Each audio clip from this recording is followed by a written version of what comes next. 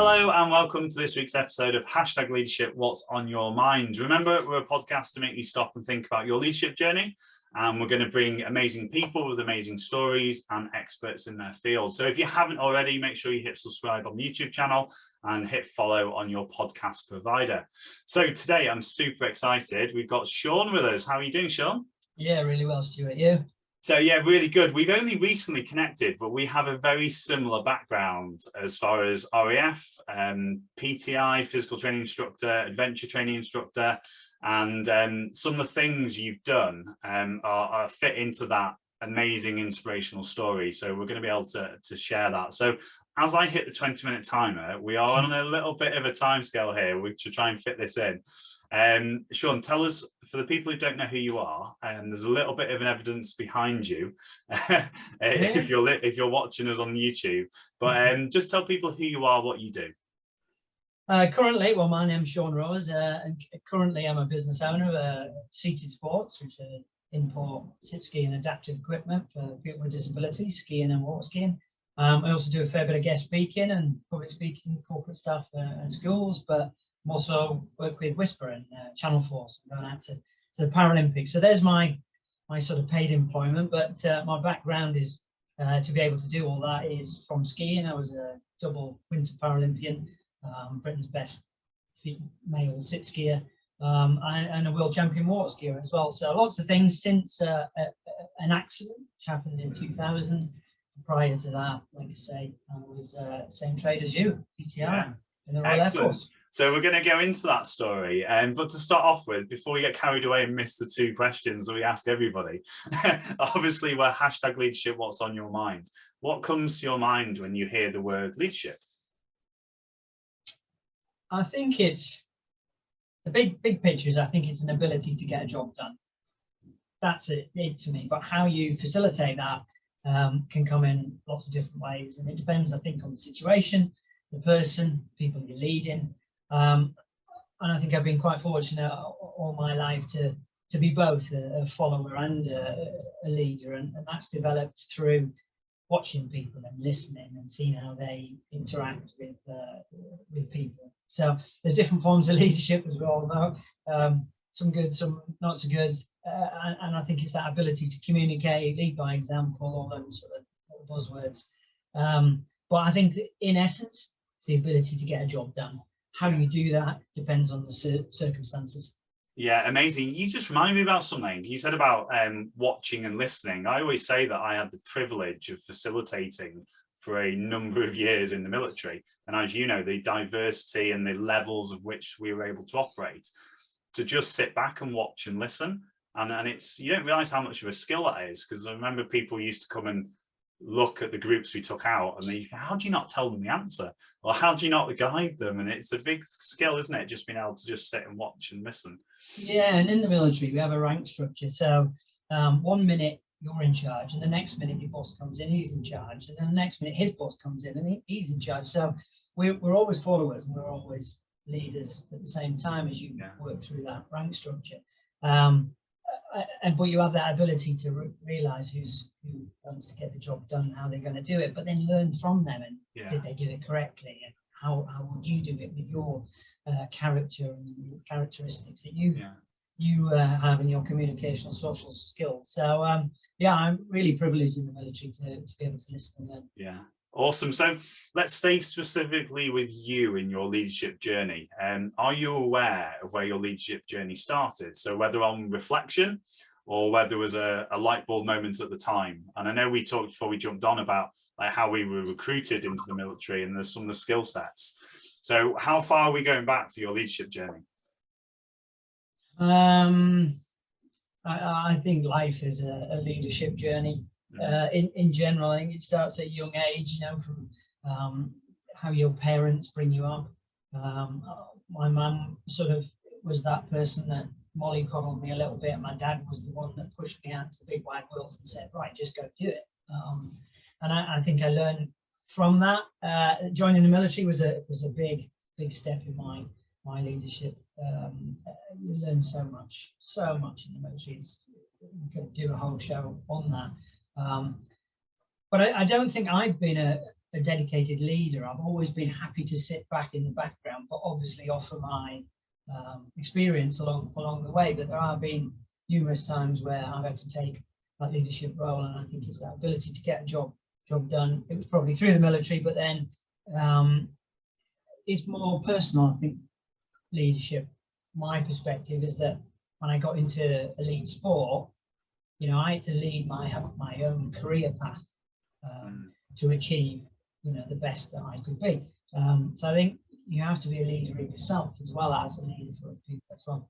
Yeah, I'm glad you mentioned that, because again, that's where, like, having such an inspirational story, that's where I was going with, like, people having that realization, I've got to get a grip of myself and got to push myself to then lead others. So on that note, can you tell us a little and share a little bit about your story, about how you've gone from where you were to obviously the amazing achievements that you've had, and what that looks like? Yeah, it's difficult to know where to start on that one. Yeah. I think if we just followed on from, maybe jump ahead a little bit, being that leader in yourself and that ability to say, okay, there's my dream, how do I achieve it? That's the ultimate goal. How do I achieve that? And then is that ability to set goals, break them goals down. So, okay, next year, where do I need to be? Okay, to achieve that, what do I need to do by the end of next month?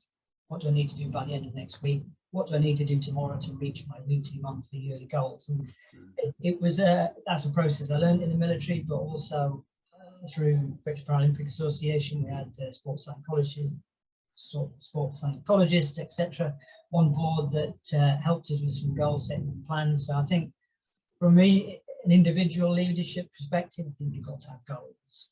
You've got to set some dreams. Where do you need to be? Set them so far that if you don't quite achieve them, at least you've achieved a lot more than you would have if you set them just ahead of you. Obviously, you can congratulate yourself on little steps along the way, even if you don't reach that ultimate. But that's been the way I've attacked my sports. But it's been looking around, watching other people, and then saying, right, how do I beat them? So again, where do I need to be next year? Break it all down. Yeah, can I ask you a question? So when people, it's easy to say that, isn't it?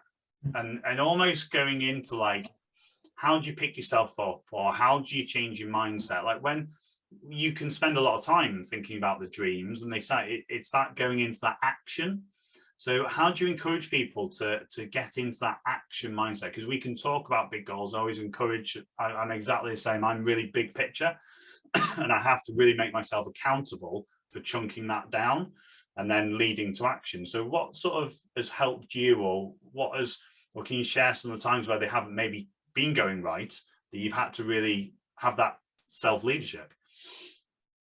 Yeah, I mean, following my accident, to get into the sports and just transition into a new life. I've sort of got two lives. I've lived one pre-accident, and now, since being in a wheelchair 21 years, it's slightly different. It feels like a new life, but I've always had a focus and a purpose. And every time I wake up, I've got them to plan my day, and I have something to achieve or work towards. So I always have that ultimate goal. And without them, so COVID, it's been difficult for me. I'm usually an outdoor guy. I'm getting stuck into all sorts of bits and pieces. I've been stuck indoors. It's been tough. And I've not had that focus. So that's been a real difficult time for me. But pre that focus ability, how did I first get into it? Now, you've got to make some big decisions in your life. You know, do I want to do it? How can I achieve it? So I said, set two dreams. Can I be the best in the world at skiing and water skiing? Right? How do I do that? So I had a list of how do I achieve all that to reach that lofty goal. So I gave up a job. I ran a water sports centre in Stockton on the River Tees, and it was brilliant.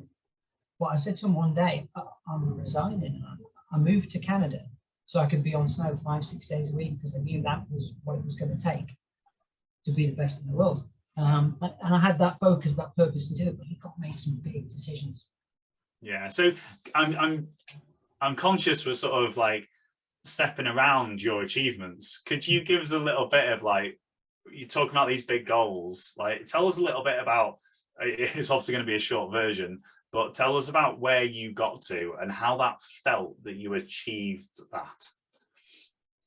Well, I think the proof's in the pudding. You've got to say goals, purpose, focus, all that. But to actually achieve it was pretty special. It was a dream. So 3-4 years water skiing, training 4 or 5 days a week on the water, 20-30 sets, slalom, trick and jump, taking diaries, notes, working with the best coaches in the country, traveling the world to different events. And then eventually, with my turn, 2006, I won the World Championships.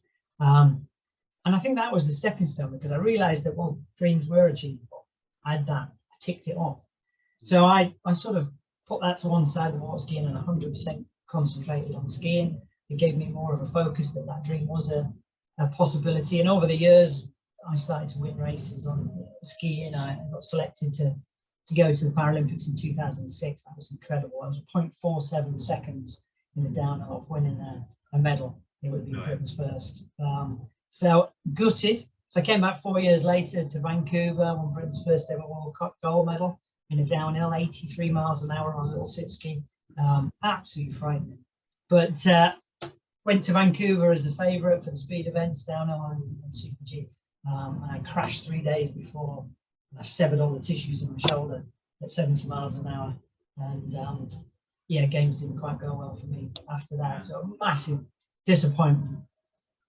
Yeah, so how did that, like, that's a prime example, isn't it, of like picking yourself back up again to then reset? Like, how long did it take you to reset that? Because obviously that's a big, when we talk about ups and downs, twists and turns in like the journey, that's a down, isn't it? Or was it a down? Did you see it as a down? How long did you sit? Yeah. How long were you down for? I still am. Right. 12 years later, I'm off to Beijing to work for Channel 4 on the games. I'll be there watching all my, old competitors I used to ski against, and some of them are still going, and I'm watching and I didn't quite achieve. So every time I go, it sort of digs the knife in a little bit. So I haven't got over it, but I've learned to live with it, and I've set new dreams and new challenges and have a new focus. So all that. If I look at the bigger picture, I said I wanted to be the best in the world at skiing. I won the World Cup downhill, and for me, that feels like I can balance the two out and tick that off. But I'll never get over the disappointment. I'm not medaling in the games. Do you know what? You obviously alluded to the fact that you're going over to the games, and it's amazing, because we had one of my other ex-colleagues, Scotty Simon, when he was in Tokyo. Rio. When he was over in the Summer Olympics. So to get somebody on the podcast that's Summer and Winter Olympics, I'm quite pleased with myself. Let me say. So I worked with Scott. Well, I met Scott as well at Rio. Oh, right, okay. When I worked out in the Summer Games. Fantastic. Well, so. See, all links together.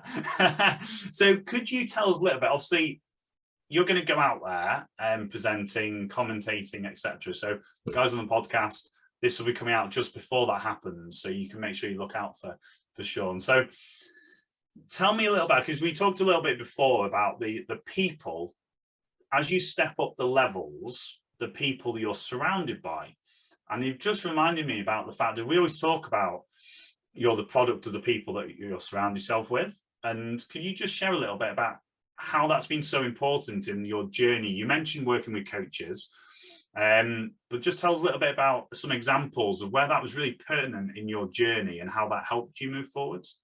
Yeah, I think that's pretty well said, that your journey starts with you and ultimately ends with you, but there are so many people along the way that make it so much sweeter, so much more professional, and just add so much to your journey. And then along the way have been my coaches, strength and conditioning, people on snow, sports psychologists. I was really into that, I've got to be honest, at one point, but listening and learning, and then getting at the start with that correct, focused mindset was second to none. So that's what they'll be doing in Beijing 2022. They'll be turning on. They won't go through a different process that they've not learned. It'll be like that. It was the World Championships last month.